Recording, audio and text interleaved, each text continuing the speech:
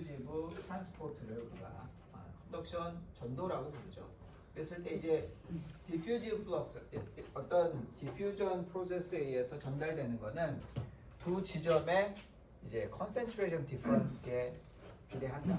뭐 열에너지 같은 경우는 그게 이제 대표적으로 온도로 대변되죠. 그래서 온도가 높은 곳과 낮은 곳 두 이제 온도 차이가 나면 그 온도 차에 비례해서, 그러니까 온도 차가 2배가 되면 전달되는 전도에 의해서 전달되는 양은 거기에 비례해서 2배가 된다 하는 게 이제 이 식에서 경험식이죠. 경험적으로 아는 거고, 똑같은 온도 차라도 얘가 가까이 붙어 있냐 멀리 있냐에 따라서 거리가 가까울수록 어떻게 보면 더 잘 많이 된다. 그러니까 똑같은 100도라는 온도 차가 1cm에서 있는 거랑 이게 뭐 10cm나 1m 떨어져 있는 거랑 이제 거기서 나타나는 전도에 의해서 전달되는 열량은 거리에 반비례해서, 그러니까 거리가 멀면 멀수록 더 잘 안 된다는 거죠. 왜냐하면 디퓨전이라는 거는 어떤 몰레큘라 인터랙션에 의해서 전달되는데, 그러려면 거리가 멀어지면 전달되는데 시간이 너무 많이 걸리죠. 그래서 플럭스라는 건 단위 시간 단 양이 중요한 거니까. 그런 어떻게 보면 의미에서 보면 디퓨지브 플럭스라는 거는 결국 어떤 해당 여기서는 서멀 에너지의 컨센트레이션이겠죠. 서멀 에너지 컨센트레이션 차이에 이제 비례하고 거리에 반비례한다. 근데 이제 요거를 내가 정확하게 이제 어떤 수치화된 걸로 하려면 일단은 여기서 보시면은 템퍼러처 디퍼런스라고 안 썼단 말이에요. 왜냐하면 템퍼러처 온도라는 건 여러분들이 이제 열 에너지 혹은 연력학을 다루실 때 우리가 되게 어떤 시스템의 열 에너지나 어떤 이런 열적인 상태를 비교하거나 할 때는 가장 직관적이고 쉬운 게 온도예요, 그죠? 근데 온도 자체는 절대 에너지가 아니죠. 보존되는 양도 아니고 온도가. 그래서 그런 의미에서 사실은 여기서 이야기하는 요 차이라는 건 온도가 아니라 뭐에? thermal energy concentration으로 표현이 돼야 돼요. 그러면 이제 여기서 C, 즉 thermal energy concentration이라는 거를 어떻게 표현하면 되겠느냐 하면 우리가 온도를 포함해서 이렇게 rho cp 델타 t로 표현을 한다. 그래서 이제 온도라는 녀석이 편리하면서도 뭔가 이제 약간 헷갈리게 만드는 게 있어요. 그러니까 온도가 절대적인 온도 자체가 에너지를 의미하지 않기 때문에 밀도 곱하기 히 커패시티 곱하기 그냥 온도 자체는 어떤 에너지를 주지를 못해요. 물론 이제 레퍼런스가 되는 기준 온도를 절대 0도로 하면 뭐 약간 다른 얘기일 수도 있어요. 그러면 이제 모든 기준이 절대 0도니까 T0가 그냥 켈빈을 쓰면 그냥 0이잖아. 그러면 그때부터는 모든 에너지의 기준이 절대 0도 대비 얼마다라고 내가 다 약속을 해버리면 그때는 뭐 그 지점에서 어떤 온도 자체가 그 스테이트에서의 에너지 자체다라고 표현할 수도 있기는 해요. 근데 이제 일반적으로는 이게 온도라는 게 상대적인 약간 포텐셜의 개념이라서 그렇게 안 쓰고 이제 기준 온도 대비 얼만큼 차이가 있냐 이런 형태로 그래서 쓴다. 그래서 그러면 결국은 이 양이 rho cp 델타 t 요 양 자체가 뭐라는 거예요? 에너지 퍼 볼륨의 단위를 갖는다는 건데, 그러면 밀도하고 히 커패시티하고 온도 중에 어느 게 그럼 에너지를 가지고 있죠? 예전에 히 커패시티가 뭐예요? 연료량이 뭐죠, 여러분? 히 커패시티 연료량이 뭐예요? 단위 질량당 열인가요? 단위 질량당 열. 그게 저거 아니에요? 단위 질량당 약간 이거랑 더 에너지 컨센트레이션 아닌가요? 히커패시티. 히커패시티라는 거는 이거죠. 그러니까 여러분들이 이제 저도 사실은 생각을 해보면 솔직히 여러분 나이대에서 히커패시티가 뭐다라고 정확하게 잘 몰랐던 것 같아요. 근데 히커패시티라는 말을 들었을 때 여러분들이 저는 이제부터는 바로 이걸 떠올리시면 참 좋을 것 같아요. 히커패시티는 뭐다? 에너지다. 에너지. 히커패시티 이퀄 에너지. 이렇게 기억하시는 게 훨씬 나아요. 근데 그 에너지가 어떤 에너지예요? 해당 물질을 1도 올리는데 필요한 에너지. 결국 히커패시티라는 게 일종의 에너지다. 에너지.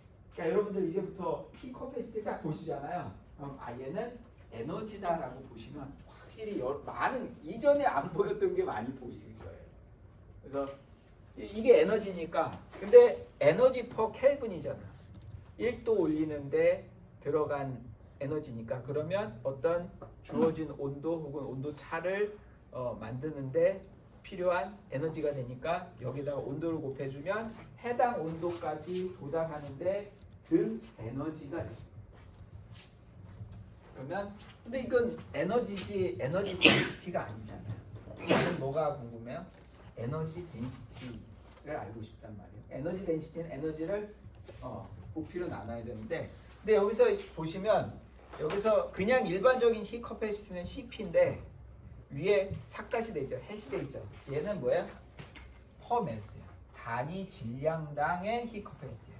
그러니까 1kg을 그러니까 어떻게 보면은 히 커패시티 자체는 1도를 올리는 데 필요한 열량인데 햇을 씌우면 1kg 해당 물질을 1kg을 1도 올리는 데 필요한 양 이런 게 이렇게 되는 거예요. 그럼 거기다가 뭐를 곱해주면 밀도를 곱해주면 밀도가 뭐예요? 질량 나누기 부피잖아요. 그럼 여기 분자에 있는 질량이랑 이 질량이랑 어떻게 돼요? 삭제가 되면서 질량은 없어지고 뭐만 남아요? 퍼 볼륨만 남으니까 결국 얘가 결국은 이렇게 되면 에너지 퍼 볼륨의 단위. 여기서 제가 설명드린 것처럼 여러분들이 이렇게 하시다 보면 여러 가지 물리량이 곱해진 그런 양을 다룰 때가 참 많아요. 이 수업뿐만 아니라 다른 수업에서 그런 것들을 이제 보거나 이제 이해하실 때 각각의 물리량의 단위를 한번 쭉 써보세요. 그러면 그 단위가 나한테 굉장히 많은 걸 이야기해줘요. 그러니까 히 커패시티가 뭔지 모르겠다. 그럼 히 커패시티의 단위를 보면 된바 이해가 된단 말이에요. 히 커패시티의 SI 유닛은 줄 퍼 켈빈이란 말이에요. 에너지 퍼 켈빈. 즉 단위 물질 때 온도를 1도 올리는데 필요한 그런 열량의 그런 개념이다. 에너지의 개념이다. 그래서 여기서 로 밀도 곱하기 CP 햇 곱하기 T를 한 게 결국은 뭐다? 여기서 이야기하는 에너지 컨센트레이션으로 내가 정의할 수가 있겠다.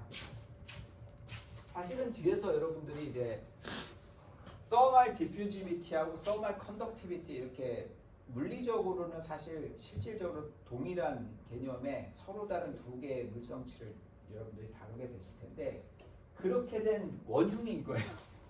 그러니까 서멀 에너지 컨센트레이션 자체를 내가 다루면 그리고 이걸 가지고 모든 에너지의 혹은 열의 전달이나 이런 것들을 기술했다면 사실 그냥 서멀 디퓨지비티만 있었으면 됐어요. 서멀 컨덕티비티라는 게 나올 필요가 없었는데 우리가 사실은 여러분들 어떤 시스템이 에너지가 높은 상태다 혹은 어디서 어디로 열이 전달되겠다라는 거를 그냥 해당 시스템의 서멀 에너지 컨센트레이션으로 얘기하는 경우는 없어요. 그죠? 우리가 이제 열 전달을 이야기할 때 어떻게 해요? 온도가 높은 곳에서 그러니까 온도로 이야기하지 서멀 에너지 컨센트레이션 이런 거 갖고 얘기 안 한단 말이에요. 그래서 거기서부터 오는 차이 때문에 사실은 뭐 많은 문제가 좀 복잡해지기는 해요. 어쨌든 그건 뒤에서 다시 말씀드릴게요. 그래서 이제 푸리어스 로우 오브 컨덕션을 유도해 볼 텐데 여기 이제 서로 다른 x로의 위치 x1, x2에서 x1, c1은 뭐냐면 x1 위치에서의 thermal energy concentration이에요. 그럼 그때의 온도가 T1이라고 한번 해보죠. 그리고 c2는 x2 위치에서의 thermal energy concentration이고 그때의 온도를 T2라고 한번 해보죠. 그럼 여기서 만일에 T1이 T2보다 크다라고 하면 히트 플럭스 즉 전도에 의한 열이 어디서 어디로 전달이 돼요? 왼쪽에서 오른쪽, 그러니까 포지티브 X 방향으로 전달이 되겠죠. 왜냐면 열은 온도가 높은 곳에서 낮은 곳으로 전달이 될 테니까. 자, 여기서 이제 방향을 잘 보세요. 이 포지티브 X 방향입니다. 왜냐면 플럭스는 항상 뭐예요? 방향, 속도처럼 방향을 가지고 있는 벡터양입니다.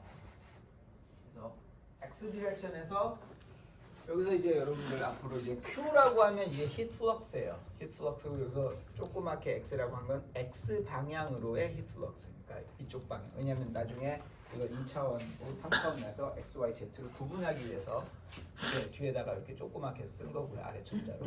그래서 X 방향으로의 히트 플럭스를 이야기하는데 걔는 뭐에 비례한다? concentration difference에 비례하고 거리에 반비례한다. 이건 그냥 비례식이지 이퀄 얘는 하고 뭔가 식으로 쓰려면 비례식을 식으로 만들 때 필요한 게 뭐예요? 바로 비례상수다. 비례상수가 왜 필요해요? 그러면 물질마다 동일한 concentration difference의 동일한 거리가 떨어졌어도 전달되는 그 전도에서 전달되는 열량이 다 다르더라고요. 나무젓가락하고 쇠젓가락하고 똑같은 길이의 나무젓가락과 쇠젓가락을 한쪽은 0도 한쪽은 100도 했을 때 쇠젓가락은 집으면 0도인 쪽을 짚고 있어도 나중에 이제 금방 데워져서 뜨거워지지만 나무젓가락은 거의 반응이 없죠. 그 이유는 전도도가 다르기 때문이에요. 전달되는 요 히트플럭스가 다르기 때문에 디퓨지브 히트플럭스가 다르기 때문이죠. 그만큼 물질에 따라서 달라지는 그 전도의 특성을 이제 알파, thermal diffusivity라는 거에다가 넣겠다는 거예요. 그래서 이제 thermal energy concentration과 이제 그 거리, 떨어진 거리 그리고 이제 그 비례 계수를 알파로 해서 이렇게 썼는데 여기서 보시면 플러스 마이너스 한 이유는 저게 항상 플러스가 아니라는 거지. 부호를 잘 생각해 봐야 된다. 저걸 플러스로 할지 마이너스로 할지를 한번 고민해 보자 이거죠. 그럼 이제 일단 앞에서 내가 thermal energy concentration은 뭐라고 rho cp 델타 t로 정의할 수 있다고 했잖아요. 그래서 원래는 이제 T2 T0, T1 T0인데 어차피 두 개 T0가 똑같으니까 지워져서 T2 T1 이런 형태로 됐어요. 그래서 여기서 이제 뭐 델타를 이 x2 x1 델타 x를 뭘로 보내면 마이너스로 보내면 이제 미분식이 되는데 그 전에 이제 요 개수를 뭘로 할까? 플러스로 할까? 마이너스로 할까? 여기서 마이너스를 붙였네요. 왜요? 왜 마이너스를 붙였을까? 일단 x2 x1은 그 양수의 음수예요. 양수죠. 얘가 얘보다 크잖아. 보통 이제 우리 미분을 정의할 때 큰 놈에서 작은 놈을 빼잖아요. 이쪽에서 이쪽 2에서 1을 뺀단 말이에요. 그러면 미분 정의할 때 여기서 이걸 빼야 되는데 문제는 여기서 T2 T1 중에 어느 게 더 높다고요? T1이 높아. 그럼 여기서 더 작은 거에서 큰 거 뺐으니까 얘가 음수가 된단 말이에요. 그러면 여기를 플러스를 해버리면 음수니까 어때요? 양의 마이너스 방향이 이쪽 방향이 된단 말이에요. 그러면 아니잖아. 반대 방향이잖아. 그래서 그 반대 방향을 표시해주기 위해서 마이너스다 라고 이해하셔도 되고 혹은 결국 이게 기울기잖아요. X가 여기서 여기로 갔을 때 온도가 여기서 여기로 양으로 갔느냐 음으로 갔느냐 결국 이게 이런 기울기를 갖잖아요. 마이너스의 기울기를 갖잖아요. 그러면 요 마이너스의 기울기는 뭘 의미해요? 온도가 높은 곳에서 낮은 곳으로 온도가 떨어진 거잖아요. 그런 경우에는 히플럭스는 어떻게 가야 돼요? 여기서 여기로 갈 때 이쪽 방향으로 가야 돼요. 근데 이제 기울기 값 자체는 어때요? 음수잖아. 근데 히플럭스의 방향은 플러스가 돼야 되니까 그러면 이 기울기의 방향의 반대 방향이어야 되는 거예요. 왜냐면 저기 기울기가 양수라는 건 온도의 값이 어떻게 돼요? X의 진행 방향에 따라서 계속 증가하는 경우예요. 이런 경우에 어때요? 히플럭스는 이렇게 가나요? 아니죠. 반대 방향으로 가잖아요. 그 얘기는 뭐냐면 온도 기울기의 반대 방향으로 히플럭스가 생긴다. 즉 열은 온도가 낮은 데서 높은 데로 가지 않고 높은 데서 낮은 데로 가잖아요. 그래서 그 얘기는 온도의 기울기하고 히플럭스의 방향은 서로 어떻다? 반대 방향이 되니까 이게 이제 온도의 기울기인데 그거의 마이너스 방향으로 반대 방향으로 히플럭스가 돼야 된다 해서 그래서 마이너스가 된다 이렇게 이해하시면 돼요. 그래서 이렇게 마이너스로 정리했어요. 그런 다음에 델타 x를 0으로 보내서 이걸 미분 형태로 썼어요. 그러니까 이렇게 보시면 이렇게 보면 조금 더 나아요, 그죠? dt dx x 방향으로의 온도의 기울기를 얘기하죠.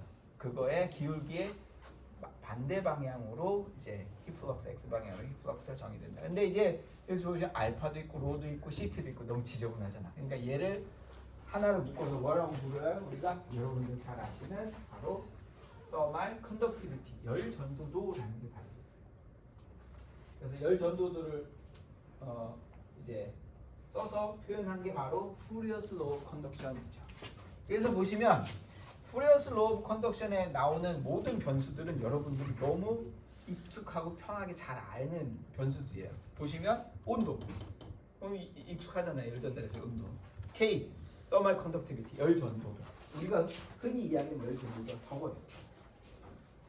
그러면 굳이 알파를 왜 썼을까? 알파를 왜 썼을까? 알파가 언제 쓰였었죠? 알파는 뭐를 썼을 때? thermal energy concentration을 썼을 때 비례계수였어요. 그죠? 그런데 K는 뭐를 썼을 때? 온도라는 변수를 썼을 때 비례계수예요. 두 개가 뭔 차이가 있을까요? 온도는 보존되는 양이 아니에요. 안타깝게. 그렇죠? 온도 자체가 보존되거나 혹은 온도 자체가 에너지가 아니에요. 사실.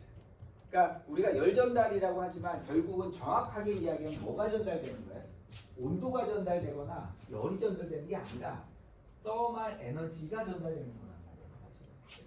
그래서 사실은 내가 정확하게 엄밀한 의미에서 보면 thermal 에너지로 모든 시스템의 뭐 온도나 아니 어떤 그 열적 상태나 이걸 다 표현을 해야 되는데 실제로는 그렇게 안 쓰잖아요. thermal 에너지가 얼마다, 어떤 시스템의 thermal 에너지가 얼마다 이런 식으로 표현 안 한단 말이에요. 온도가 얼마다라고 표현하지, 그죠? 그러니까 3,000kJ라고 이야기하는 거랑 3,000도라고 얘기하는 거랑 어느 게 더 뭔가 이 시스템이 뭔가 많은 혹은 에너지가 그 열 에너지가 높은 상태라는 게 어느 게 더 확 와닿으세요? 3,000도가 훨씬 더 확 와닿는단 말이지. 그래서 어떻게 보면은 우리가 일상적으로 쓰는 그런 의미에서는 이제 온도를 쓰고 실제로 어떤 열 전달이나 이런 실험을 할 때도 측정을 하는 게 에너지를 직접 측정하기가 사실 쉽지 않아요. 에너지를 직접 측정하는 장치 있어요. 딱 넣으면은 뭐 몇 킬로줄 뭐 이렇게 나오는 장치가 있나요? 없어요. 다 컨버전 되는 거야. 그러니까 대부분은 뭐예요? 내가 측정하는 건 뭐예요? 온도를 보통 측정해. 열 에너지, thermal 에너지 스테이트를 내가 확인하거나 뭔가 이제 변화를 볼 때는 보통은 온도를 많이 본단 말이에요. 그럼 이 온도라는 게 그런 의미에서 보면 측정 관점에서도 되게 편리하기 때문에 그래서 대부분 요식을 쓰게 돼요. 하지만 이제 여러분들이 항상 아셔야 되는 건 온도 자체는 보존되는 양도 아니고 온도 자체가 에너지는 아니다 하는 그런 부분은 유의를 하셔야 돼요. 그러다 보니까 이제 열 전달에서는 사실 thermal diffusivity나 thermal conductivity나 똑같은 거예요. 해당 물질이 얼마만큼 전도에 의해서 열을 잘 전달하느냐 정도를 나타내는 물성치야. 근데 서로 다른 두 개를 쓰죠. 이런 관계식을 갖고. 그러면 물질 전달에도 그런 비슷한 거 있지 않을까라고 생각할 수 있어요. 근데 물질 전달에는 없어요. 또 뭐 mass conductivity 이런 게 없어요. mass diffusivity 그 하나예요. 그냥 확산도 하나예요. 이렇게 뭐 K, 알파 이렇게 서로 다른 뭐 비슷한 물리적 의미를 가지는데 뭐 서로 다른 두 개 안 써. 왜? mass 자체가 보존돼요. 내가 대상으로 삼는 그 대상 자체를 다뤄요. 매스 자체를 다룬단 말이야. 농도 자체를 다룬단 말이야. 직접적으로. 그렇기 때문에 이런 게 없는데 그러면 유체역학은요? 유체역학은 어떻죠? 우리가 이제 여러분 나베스톡스 방정식에서 결국 풀어서 나온 답은 뭘 푸는 거예요? 유체 속도를 풀죠. 근데 생각을 해보시면 속도라는 게 어떤 유체의 중요한 특징을 나타내기는 하지만 속도 자체가 보존되지는 않아요. 속도가 보존되는 게 아니라 뭐가 보존돼요? 모멘텀이 보존돼요. 그러면 모멘텀이랑 속도 차이는 뭐예요? 모멘텀은 속도 곱하기 질량이에요. 그래서 우리가 이제 키네마틱 비스코시티가 뭐예요? 그래서 얘를 비스코시티를 밀도로 나눈 거예요. 그게 어떻게 보면 키네마틱 비스코시티인데 그게 결국은 어느 한쪽이 보존되는 양인 모멘텀을, 그러니까 결국 여러분들 이제 나중에 그 집에 가서 한번 해보시면 내가 밸런스식을 세울 때 모멘텀에 대한 밸런스식을 세우고 결국은 그게 정리돼서 결국은 이제 모멘텀이 아닌 속도의 형태로 표현된 그 식을 내가 유도해서 쓰게 되거든요. 그러니까 유체역학도 마찬가지로 이제 내가 주로 편하게 많이 쓰는 거는 뭐를 써요? 속도. 근데 실질적으로 내가 밸런스에서 보존되고 써야 되는 거는 사실 모멘텀이란 말이에요. 근데 모멘텀으로 이야기하지 않아요. 우리가 어떤 유체 운동을 이야기할 때 어디에 유체가 속도가 빠르다 그러지 어떤 유체가 모멘텀이 많다 뭐 이런 식으로 표현하는 경우는 없단 말이지. 그래서 이제 그런 차이 때문에 유체역학이나 혹은 열전달에서는 서로 비슷한, 그러니까 여기에 해당하는 K에 해당하는 게 어떻게 보면은 이제 비스코시티고 알파에 해당하는 게 키네마틱 비스코시티라고 할 수 있죠. 둘 다 이제 알파랑 루랑 모두 다 미터 제곱퍼 세크의 단위를 가지니까. 그런데 마스 디퓨지비티는 이런 게 없다. 그 차이는 내가 주로 다루는 변수가 뭐냐에 따라서 달라지는 거다.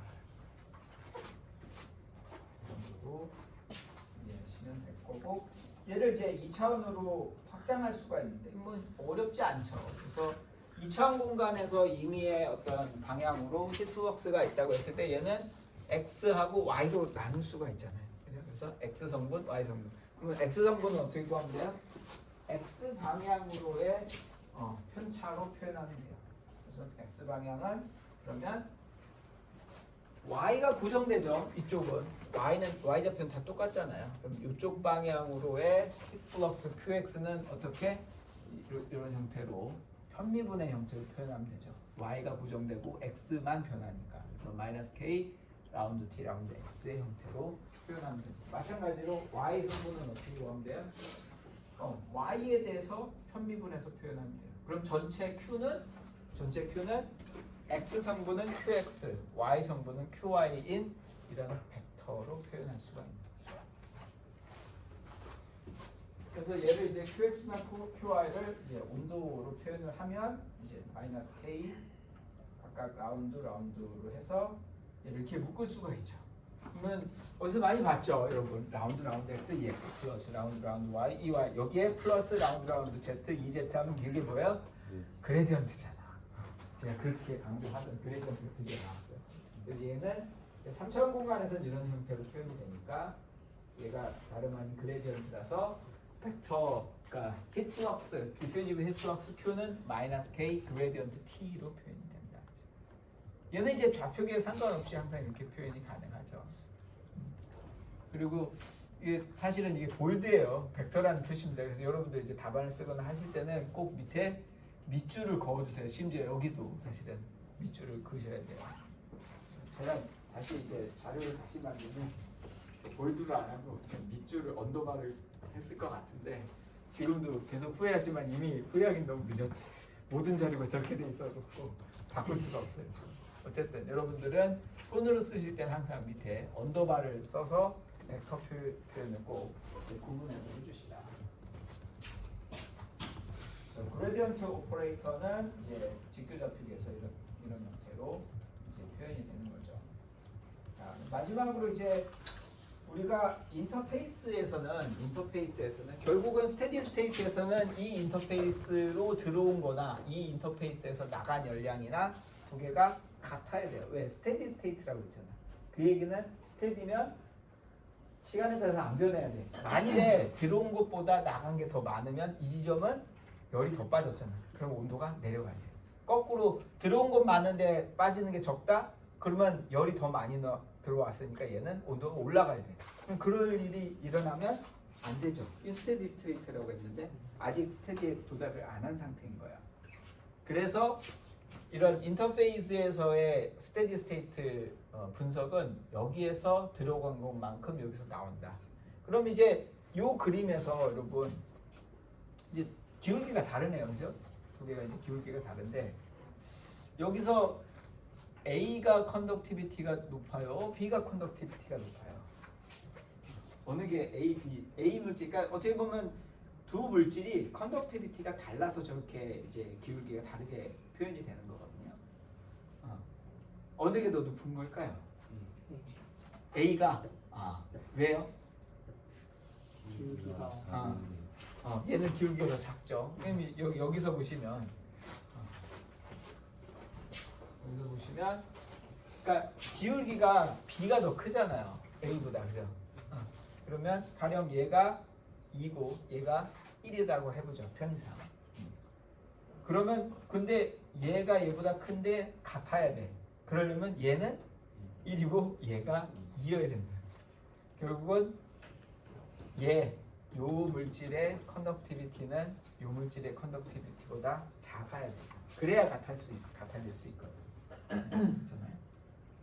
그래서 이거를 보면 가끔 헷갈리시는 경우도 있고 저도 가끔 어떤 때 헷갈리는데 그러니까 내가 직관적으로 이렇게 생각하시면 돼요. 컨덕티비티가 큰 경우에 기울기가 온도 편차가 적어져야 되냐 커져야 되느냐 문제인데 그게 헷갈리실 때는 이걸 생각해 보시면 좋아요. 컨덕티비티가 무한이야.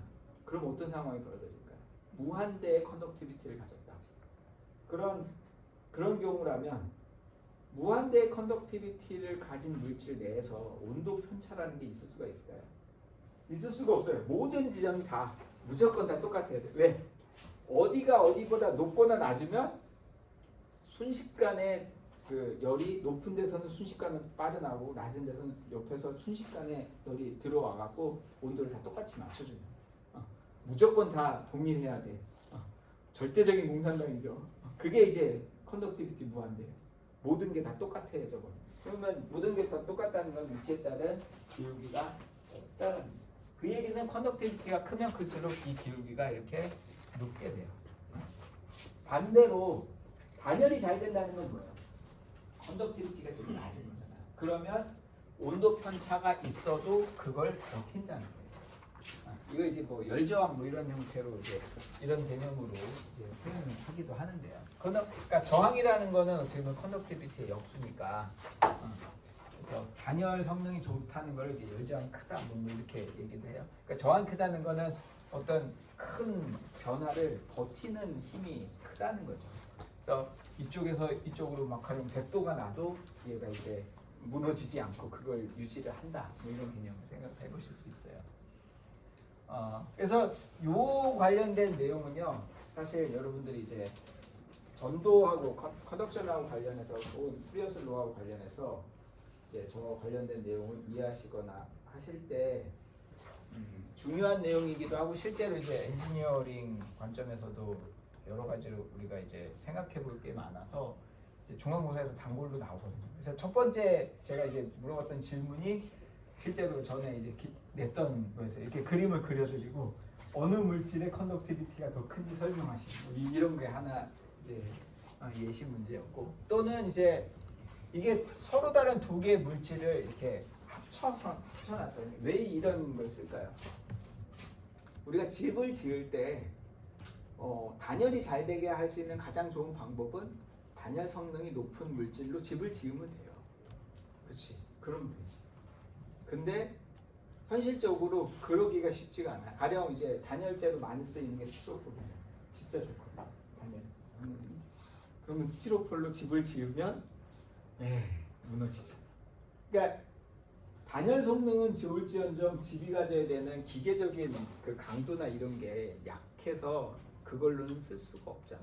그래서 쓰는 방법이 뭐예요? 복합재를 쓰는 거예요. 그래서 보통은 이제 이 건물의 단열 성능을 높이기 위해서 콘크리트가 되게 전도가 잘 되는 편이에요. 그럼 이제 겨울 같은 때 금방 밖으로 이제 안에 있는 열이 빠져나가서 벽을 타고 빠져나가서 금방 추워져요. 그래서 그걸 보완하기 위해서 어떻게 해요?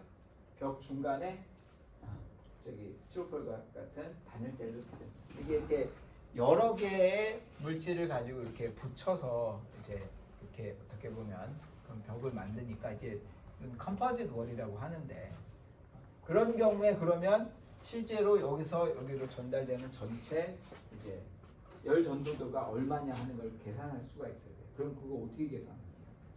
얘하고 얘가 서로 전도도가 다르잖아요. 그래서 그러면 내가 결국은 결과적으로 여기서부터 여기로 이제 통과하게 된 힙플럭스를 내가 계산을 해야 되네. 그러려면 힙플럭스를 계산하려면 온도 편차는 내가 안다 치자 이거죠. 그러면 얘를 알아야 되잖아. 얘를 어떻게 구할 거냐. 그러니까 물질이 그냥 정해졌으면 해당 물질의 컨덕티비티를 쓰면 되는데 이 경우에는 서로 다른 물질 두 개가 같이 붙어 있잖아요. 그리고 이제 어떤 길이도 뭐 다를 수 있고 그럼 그런 경우에는 이 컨덕티비티를 내가 어떻게 구할 수 있겠느냐 하는 그런 문제도 이제 생각해 볼 수 있고 그래서 여러 가지 이제 요거 관련해서 이제 이렇게 저렇게 문제나 여러 가지 상황을 생각을 해보시면 컨덕션에 대한 관련된 내용을 조금 더 복습하실 수 있어서 그런 것들을 찾아보시던가 뭐 기존에 이제 기출된 문제들이 있습니다. 그런 것들 찾아보셔서 한번 연습해 보시면 이해하시는 데 도움이 되실 겁니다. 자, 다음으로 이제 쉘 밸런스. 그러니까 쉘 밸런스라는 거는 어떻게 보면 미분방 정식을 유도하기 위한 하나의 이제 테크닉인데요. 여기서 말하는 쉘이라는 게 아주 얇은 껍질이라고 할 수 있어요. 그래서 요게 이제 중요한 건 쉘 밸런스를 세울 때 핵심은 어떤 힙 플럭스가 이 쉘에 가령 이걸 앞에 이제 뒤에서 설명드리는 그 슬랩 그 판때기에 쉘이라고 했을 때 얘를 어떤 방향으로 3차원 공간상에서 이렇게 잡을 수도 있고 쉘의 방향 이렇게 잡을 수도 있고 혹은 뭐 이렇게 혹은 이렇게 뭐 이렇게나 요 방향 혹은 요 방향 어느 방향이든 가능한 심지어 이렇게도 되는데 왜 굳이 이렇게 했냐 이렇게 한 이유는 이제 힙 플럭스가 여기에 수직되게 들어옵니다. 그러니까 쉘을 잡을 때 항상 어떻게 잡아야 된다고요? 이 쉘의 수직한 방향으로 힙 플럭스가 지나가느냐를 확인하는 게 포인트다. 그래서 슬랩의 그리고 이제 이 쉘 밸런스에서의 특징은 이제 스테디 스테이트다. 근데 사실 이 문제뿐만 아니라 사실 여러분들이 학부 수준에서 배우는 10개 중에 9개는 다 스테디 스테이트에 대한 식이다라고 생각하셨어요. 언스테디는 정말 되게 드뭅니다. 그래서 여기 판때기, 슬랩이 있어요. 그래서 이제 높이가 h고 깊이가 이제 w. 그래서 어떤 폭을 가지는 이런 판때기가 있을 때 내가 여기서 x 방향, 그러니까 이걸 이제 일종의 단열벽이라고 생각하시면 편해요. 그래서 이쪽이 뭐 바깥이고 이쪽이 집 안이다. 그럴 때 어떤 일정한 두께를 가진 벽이 있을 때 벽을 통해서 이제 뭐 밖에서 안으로 혹은 안에서 밖으로 뭔가 힙플럭스가 있을 때 그 힙플럭스를 표현해보자 하는 거예요. 그랬을 때 이 경우에는 x 방향으로 되니까 이 방향으로 이렇게 해야 이쪽 x 방향으로 수직으로 들어오지 얘를 이렇게 하면 어떻게 돼요? 안 들어가잖아. 안 들어가잖아. 혹은 이렇게 잡으면 어떻게 돼요? 안 들어가잖아요. 이쪽으로. 그래서 이렇게 잡으면은 모서리로 들어가잖아, 그죠? 이 면으로 들어가질 않고. 그래서 이제 이렇게 잡니다.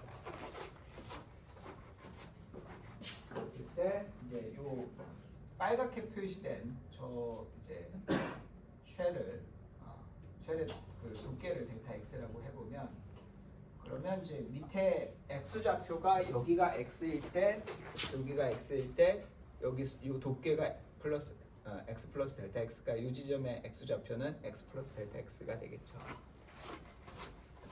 그러면 여기서 이제 y나 z 방향으로는 이제 플럭스가 없는 그러니까 x 방향으로만 뭔가 이제 열이 전달되는 그런 경우를 이제 가정한다.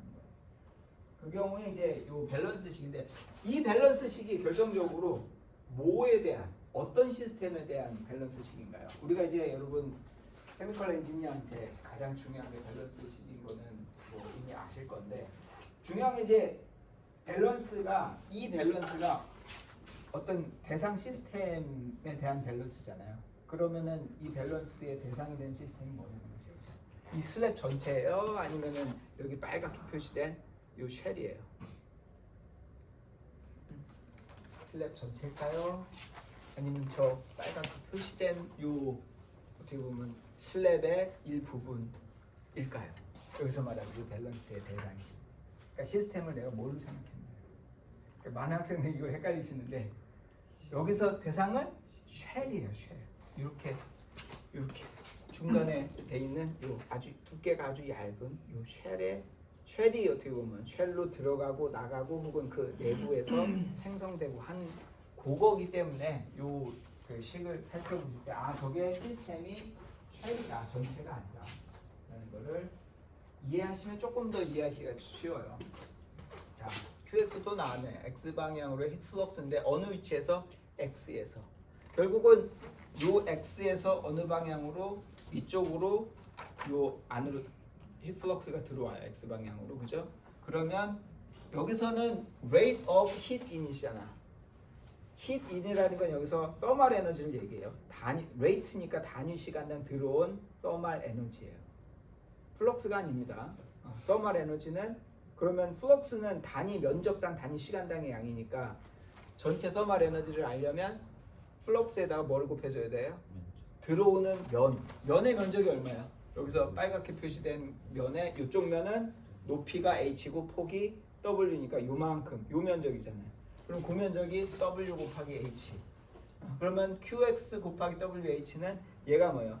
요 면을 통해서 이쪽 x 방향으로 전체로 들어온 히트 플럭스, 히트 인이에요. 히트 인. 플럭스가 아니라 히트 인. 전체 들어온 thermal 에너지를. 그럼 이쪽으로 들어와서 어디로 나가? x 플러스 델타 x에서 다시 나가겠죠. 이쪽 방향, 반대 방향으로. 그럼 나가는 양이 요만큼인데 얘하고 뭐가 차이가 나요? 똑같은 qx지만 여기선 x에서 들어온 양이고 요거는 x 플러스 델타 x, 여기서 델타 x만큼 지난 지점에서 바깥으로 빠진 양이에요. 두 개가 일반적으로는 다를 수가 있어요. 왜? 내부에서 혹시 제너레이션이 있으면 달라져야 돼요. 안 그러면 이 값이 0이 안 될 테니까. 얘가 0이 아니면, 얘가 0이면 사실 두 개가 같지만 얘가 0이 아니면 두 개가 같아버리면 곤란하잖아요. 그럼 얘가 0 돼버리니까 얘가 0이라는 이상한 결론이 나서 안 돼요. 그래서 일반적으로 x 플러스 델타 x에서는 qx는 요 지점에서 qx하고 요 지점에서 qx가 다를 수가 있어요. 어쨌든 요만큼이고 마찬가지로 면적이 변하지 않죠. 면적은 여전히 wh만큼 이렇게 빠져나갔으니까 어떻게 한 거예요? 빼준 거예요. 그만큼. 그리고 이 내부 빨간색으로 표시한 이 쉘 내부에서 전체 생긴 양이에요. 왜 이게 생긴 양이에요?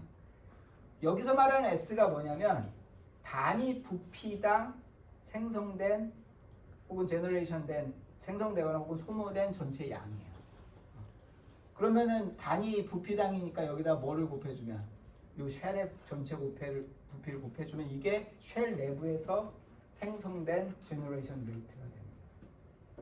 그럼 여기서 S가 뭐라고요? 단위 부피당 단위 시간당 제너레이션 레이트니까 이제 단위 시간당입니다. 단위 부피당의 제너레이션 레이트다. 그래서 저기서 이제 WH하고 델타 X를 나눠서 이렇게 미분 형태로 표현하면 이런 식으로.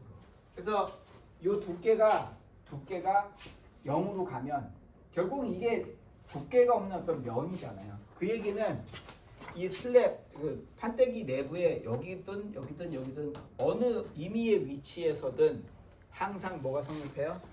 요 미분 방정식이 성립한다라는 이야기가 돼요. 이 쉘의 두께가 뭐 이제 0이 되면 그래서 어떤 임의의 위치, 이 그 판때기 내부에서의 임의의 위치에서의 요 QX, 히플럭스 X 방향 히플럭스하고 내부에서 제너레이션 레이트하고는 이런 관계식을 만족해야 된다는 결론에 이르죠. 그래서 근데 이제 앞에서 프리어스 러브 컨덕션에 의해서 QX는 마이너스 K dt dx. 원래는 저게 라운드가 돼야 되는데 왜 그냥 D를 썼을까요? Y나 Z 방향으로는 뭐 변화가 없다라고 했으니까 어차피 X만의 함수기 때문에 D를 썼어요.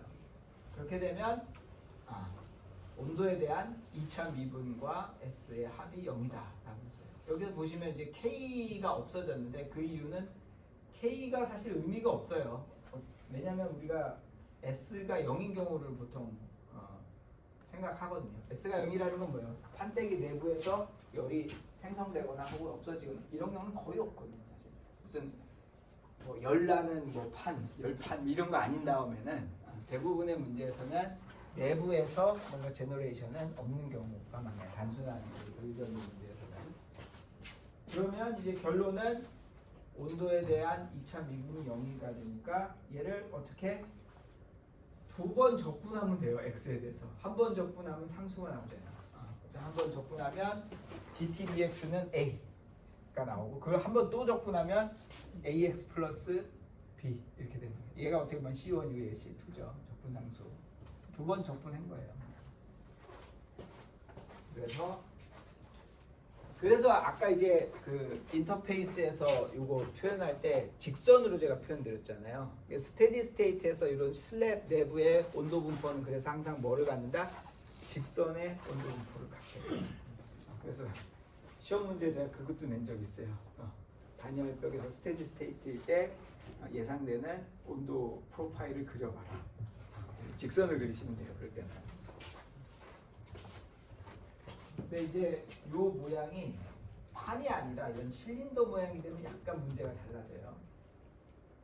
그랬을 때 실린더는 여기서 이제 파이프의 중심에서 바깥쪽으로 열이 빠져나가는 경우가 많고 그런 경우가 가장 중요해요. 가령 보일러로 물을 방을 데우는 경우에 결국 보일러 이제 관 내부에 파이프 관 내부에 뜨거운 물이 들어가면서 뜨거운 물이 이제 파이프 벽면 좀 상대적으로 차갑잖아요. 그러면 중심에서 파이프 표면 쪽으로 뜨거운 열이 전달이 돼서 사실 방이 데워지는 거니까 그런 경우에는 실린더의 중심에서부터 바깥 방향으로 히플럭스 혹은 그 열 에너지가 전달이 될 거예요.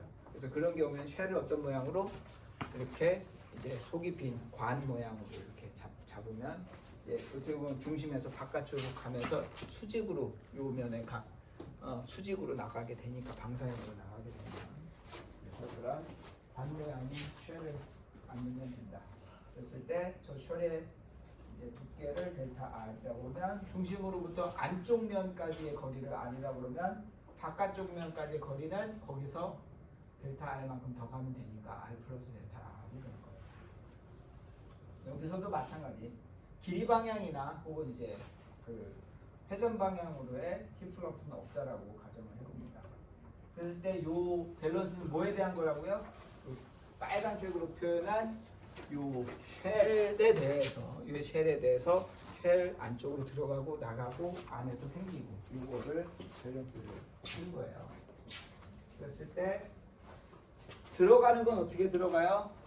여기서 이렇게 들어가잖아요. 화살표 여기서 이 안쪽으로 이렇게 들어가니까 걔는 QR이고 여기서 그러면 QR은 단위 면적당의 양이니까 면적을 곱해줘야 될 텐데 내부의 요 면적은 얼마죠? 2πRL이에요. 왜? 얘를 이렇게 쫙 펴니다. 이렇게 쫙 펴니다. 그래서 제가 이제 그림을 그린 것처럼 내부 면적은 이렇게 되니까 근데 높이는 요 L이었고요. 저 높이는 L이었고 얘를 쫙 피면 요 길이가 얼마야? 2πR이 되거든. 그리고 요 두께는 이제 델타 R이 되고. 그럼 이런 직사각형 판 모양이 나온다. 뭐 사실 실제로는 바깥이랑 안이랑 면적이 살짝 달라지니까 이렇게는 정확하게는 아닌데 어차피 얘가 델타 R이 0으로 가니까 이렇게 근사합니다. 바깥쪽으로 빠져나가는 거는 똑같은데 이제 위치가 R 플러스 델타 R로 바뀔 뿐이죠. 그래서 바깥면으로 이제 얼마만큼 해서 나가고 내부에서 생기는 거 마찬가지 이 경우에는 이게 부피에 해당하고 이게 이제 제너레이션 레이트 퍼 밀리미터에서 앞에랑 똑같습니다. 그런 다음에 얘를 이제 델타 R이랑 2πL로 나눠주고 정리를 하게 되면 이런 형태로 정리가 돼요. 이런 형태로 정리가 돼서 얘를 이제 QR은 -K DTDR이라는 프리어스 로우 컨덕션 식을 이렇게 되면 앞에서 이 판때기 슬랩에서 유도한 식하고는 약간 다른 형태의 식이 이렇게 유도되는 거 여러분들 확인하실 수가 있습니다. 그래서 여기서도 마찬가지 S가 0일 때 하면은 저게 0이 되는데 이게 보시면 앞에서는 온도가 어떤 직선의 분포를 가졌는데 이 실린더에서는 약간 다르다는 거지. 직선이 아니고 어때요? LNR 즉 그 중심에서부터 멀어지면 멀어질수록 이 온도의 기울기가 R에 반비례해서 점점 그러니까 이 LNR이 어떻게 생겼어요? 이렇게 생겼잖아요. 그러니까 중심 근처에서는 온도가 급격히 변하는데 바깥으로 가면 갈수록 온도의 변화가 완만해지는 그런 특징을 가지는 게 이제 이 실린더의 실린더 모양의 어떤 중요한 특징이다. 전도가 일어날 때요. 그럼 이제 구 같은 경우에는 어떻게 되죠? 속이 비어 있는 이제 구 여기서 원이 아니라 이거 구입니다. 동그란 모양의 구로 이제 쉘을 잡으면 되겠죠. 왜냐면 구 같은 경우에도 중심에서 바깥쪽으로 뻗어나가는 방향으로 이제 여기 전달되는 경우를 우리가 생각해 본다고 하면요. 그래서 세타나 파이 방향으로 어떤 히플럭스를 생각하지 않고 저기 빨간색으로 표시한 영역에 대해서 밸런스를 세워보면 마찬가지. 근데 여기서는 구 같은 경우에는 표면적이 얼마예요? 4파이 r 제곱이 되죠. 그래서 여기에 4파이 r 제곱 여기에 r 방향으로 히플럭스의 면적을 곱해준 거죠. 그만큼 들어가고 r에서 r 플러스 델타 r에서 빠져나가죠. 그러니까 여기서 이렇게 들어가고 여기서 바깥으로 빠져나가는 거를 빼준 거고, 이거는 이제 마찬가지로 안에 이제 생성되는 거를 보내주면, 그럼 이제 식을 똑같은 형태로 정리를 하게 되면 또 다른 형태가 나와요. 그래서 여기서 이제 푸리어스 로우 컨덕션을 적용하게 되면 이게 모양이 또 다르죠. 그래서 S가 0인 경우에 식이 또 달라집니다. 그래서 이 경우에는 온도가 R분의 1의 그런 이제 분포를 가지게 돼요. 그래서 실린더하고도 또 다른 형태로 이제 이렇게 온도 분포가 달라진다. 그래서 지금까지의 내용을 쭉 정리해 보면 슬랩과 실린더, 스피어는 각각 이제 이런 형태로 주어지는데, 여기서 중요한 특징은 슬랩 같은 경우에는 위치가 변하면서 면적이 변하지 않으니까 X 방향으로의 힐 플럭스가 계속 일정해요. 면적이 안 변하기 때문에. 그런데 실린더 같은 경우는 어때요? 이게 안에 있을 때하고 바깥에 있을 때하고 뭐가 달라져요? 면적이 점점 바깥으로 갈수록 커져요. 그래서 QR 자체가 일정하지 못하고 QR에 R을 곱한 게 일정해요. 그 얘기는 QR이 뭐예요? 단위 면적당의 히플럭스가 이걸 나눠보시면 멀어지면 멀어질수록 거리에 반비례해서 점점 감소하게 돼요. 거리에 비례해서. 그럼 이거 왜 그럴까요? 이거 어떻게 이해하면 될까? 자, 우리가 전도를 여기서 기본적인 가정은 뭐예요? 이 실린더 내부에서 열이 더 생기거나 혹은 잡아먹거나 하는 소스가 없어요. 그러면 안에서 실린더 내부에서 가령 10이라는 열량만큼으로 시작을 해서 전도를 시작한다고 해봅시다. 그러면 처음에 안쪽 면적이 1이었어요. 그러면 10을 가져갔을 때 면적이 1이면 단위 면적당 히플럭스는 10이 되죠. 그런데 그 상태에서 이 거리가 2배가 됐어. 그럼 면적이 몇 배가 되죠? 면적이 2파이 r이니까 2배가 돼요. 그죠? 그러면 면적은 1에서 2가 됐는데 내가 가지고 있는 전체 힛 양은 얼마야? 여전히 10이잖아. 어디서 들어오거나 빠지지를 못했거든. 그럼 그 10이라는 양을 갖고 얼마를 2라는 면적을 다 커버해야 되니까, 그 얘기는 단위 면적당의 힛 플럭스는 10이 아니라 5로 줄어들어요. 거기서 더 점점 커지면 커질수록 거기에 비례해서, 왜냐면 내가 가지고 있는 그 에너지는 일정한데 그 에너지로 내가 커버해야 되는 면적이 거리에 비례해서 점점 비례해서 늘어나요. 그래서 얘가 그 의미예요. 근데 이게 이 상황이 실린더는 그나마 거리에 비례한데 9가 되면 어떻게 되죠? 제곱이 되죠. 그 얘기는 아까 똑같은 상황에서 이제 10이라는 에너지를 갖고 처음에 이제 구 내부에서 1이라는 면적을 커버했을 때 얘가 그 반지름이 2배가 되면 이 1이라는 면적이 얼마가 돼요? 4가 돼요. 2의 제곱인 만큼 4파이 r 제곱이니까 4가 돼. 근데 내가 가지고 있는 거는 10밖에 없어. 그러니까 10분의 4. 4분의 10이 되죠. 그래서 4분의 1로 줄어들어요. 그래서 R의 제곱에 비례해서 히플럭스, 즉 단위 면적당 빠져나가는 그 히플럭스가 줄어들게 돼요. 이게 어떤 의미를 갖냐면, 그러니까 그 얘기는 구라는 녀석은요 전도 관점에서 무지막지하게 잘 안 일어나요. 전도가 왜냐면 잠깐만 힙플럭스는 오케이. 여기서 보시면 중심에서 멀어지면 멀어질수록 표면으로 빠져나가는 힙플럭스 자체가 줄어든다는 건 오케이. 근데 어차피 줄어든 것만큼 바깥으로 가면 면적이 넓어지니까 뭐 어차피 그 전도되는 양은 똑같지 않냐라고 생각할 수 있어요.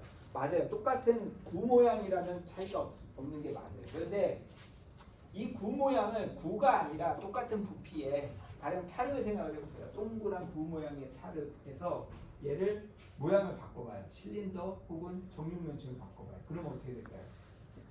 상황이 많이 바뀌어져요. 자, 만일에 실린더로 바꾸게 되면 면적은 더 늘어나요. 표면적. 놀랍게도.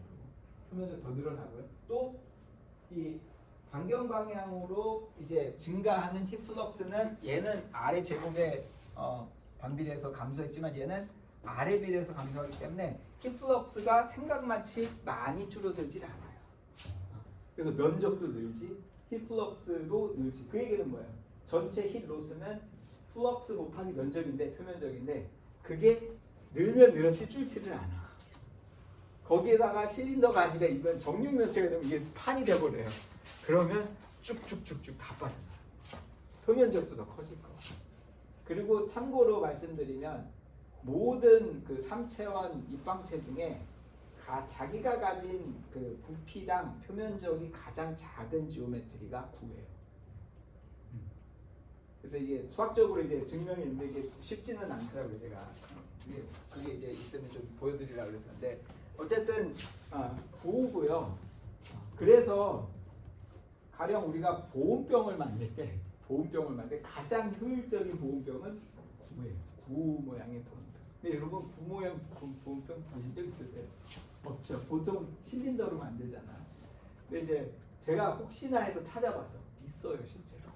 9 모양 보온병이 있는데 근데 왜 많이 안 쓰일까요? 9 모양이 분명히 열전도 입장에서 가장 효율적이고 가장 열을 덜 뺏기는 모양이긴 맞지만 만들기가 수월치 않죠. 이게 만들 거 생각하면 이게 9 모양으로 뭔가 이제 게다가 이제 그 이런 보온병은 하나만 용기 동그란 모양 하나 만들어서 되는 게 아니라 이게 2중 3중으로 이렇게 모양을 만들어야 되잖아. 그런 걸 만드는 관점은 사실 그렇게 쉽지가 않기 때문에 그런 이유 때문이지 사실 열 전달 관점에서는 열 전도 관점에서는 사실 가장 이상적인 보온병의 모양은 뭐다? 9 모양이다. 그러니까 두 가지 이유에서 같은 그 체적에서 표면적이 가장 낮은 데다가 그 표면적 단위 표면적당 나가는 힙플럭스도 가장 작아요. 그래서 이제 9 모양의 이제 보온병이 가장 효율적이다라고 이야기할 수 있다는 거죠. 자, 그리고 마지막으로 이제 경계 조건에 대해서 이제 마지막으로 말씀드리고 마무리를 지으려고 합니다.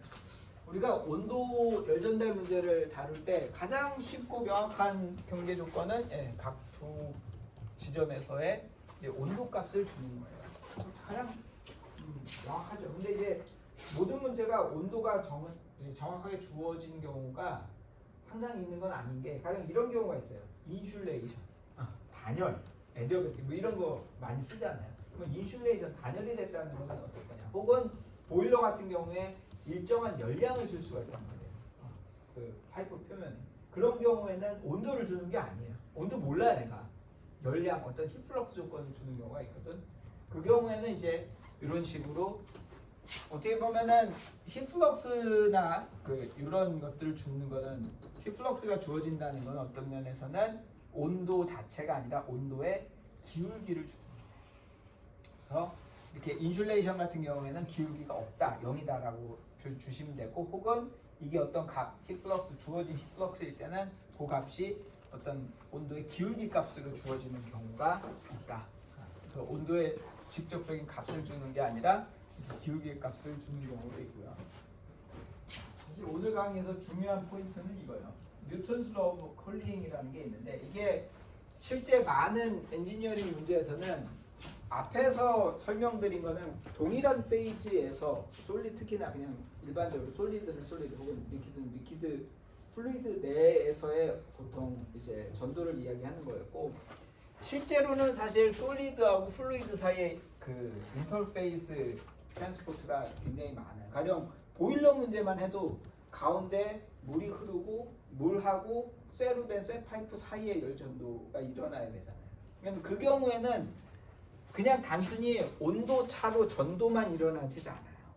그래서 우리가 물론 이제 파이프의 벽면 온도하고 물의 온도하고의 차이가 크면 클수록 물에서 파이프 쪽으로 더 많은 열이 전달된다는 건 알지만 얼마만큼이 정확히 전달된다라는 것을 계산하기 위해서는 좀 더 복잡한데, 그 복잡한 과정을 단순화해서 여기다 다 때려는 요 개념을 여러분들이 좀 이해하실 필요가 있어요. 저걸 내가 뭐라고 히트 트랜스퍼 코에피션트라고 하는데, 저도 제 기억에 저 히트 트랜스퍼 코에피션트라는 거의 개념을 명확하게 잘 이해를 못했던 것 같아요. 그래서 제가 이제 가능하면 요거를 여러분들한테 잘 설명드리려고 계속 이제 요 뒤쪽 강의에서 계속 강조를 드릴 텐데, 이게 어떤 개념이냐면 우리가 그 대표적인 좋은 문제가, 제가 이제 회사를 이제 삼성 계열사 중에서 이제 LCD 기판 유리를 만드는 회사를 다녔었어요. 그러면 유리를 녹이는 용융로가 필요한데, 유리를 녹이는 용융로가 한 1,500도, 한 2,000도 가까이 돼요.